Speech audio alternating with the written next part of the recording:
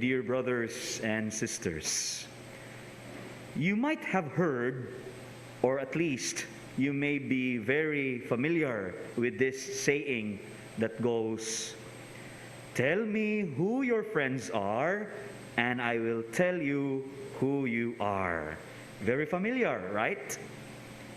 In today's gospel, we hear Jesus telling us that it is not enough to tell who our family members are or what kind of friendship that we have developed so far.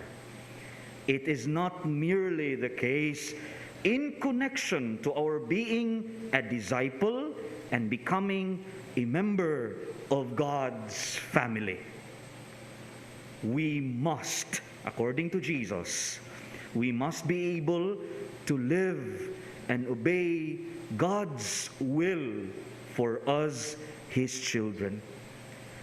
Thus, being a true disciple and member of God's family, it surpasses, it is beyond family blood ties or even our friendship type of relationship.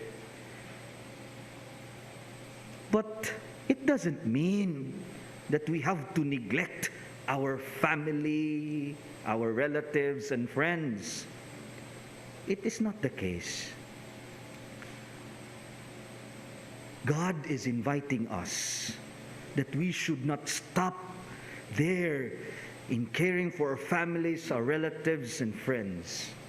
We have to reach that final goal, final destination of obeying and choosing what is God's will for us. We must be able to build a life on the Beatitudes, for instance. Remember the Beatitudes taught by Jesus? To love one's enemies, to forget or to deny oneself, and take up one's cross all the time. These things and the other teachings of Jesus, this would make us truly God's disciples, God's relatives and family members. And so, let me end by saying that it is not enough to tell who your friends are or who our families are. We need to live a life according to God's will. And with that, we are not simply Catholic Christians by name, but by deeds as well. So help us God.